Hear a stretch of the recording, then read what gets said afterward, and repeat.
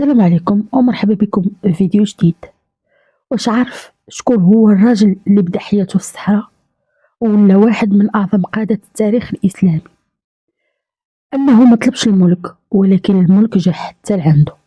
اليوم في بسمة ستوريز حكايتي بصوتي غادي نحكيو على يوسف بن تاشفين، الراجل اللي بنى دولة ونقذ الاندلس بالحكمة قبل السيف. يوسف بن تاشفين تربى في الصحراء وسط قبائل المرابطين على الصبر الانضباط والتقشف. ما كانش كيبغي التعرف ولا القصور، كان كيآمن باللي القائد خاصو يكون قدوة ماشي متسلط. من بعد ما تولى القيادة بدا يوحد القبائل قبيلة قبيلة بالعقل والتنظيم ماشي بالفوضى، وبشوية تأسست دولة قوية امتدت من جنوب الصحراء حتى لشمال المغرب، وتأسست مدينة مراكش كعاصمة للمرابطين. في ذاك الوقت الأندلس كانت مفرقة وضعيفة وملوك الطوائف طلبوا المساعدة.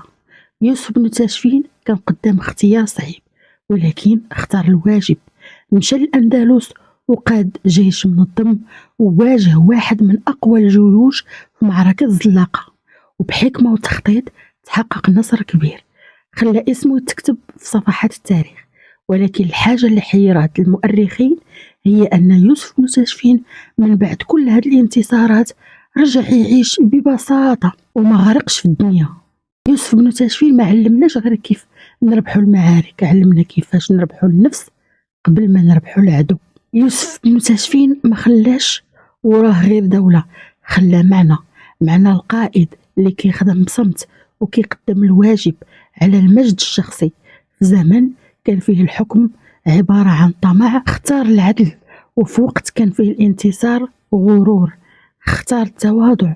وإلا بغينا نختصروا قصته في جملة واحدة فهي القوة الحقيقية ماشي بالسيف، القوة في الحكمة والثبات. القائد الحقيقي ما كيبانش بصوته العالي، كيبقى في التاريخ بأفعاله.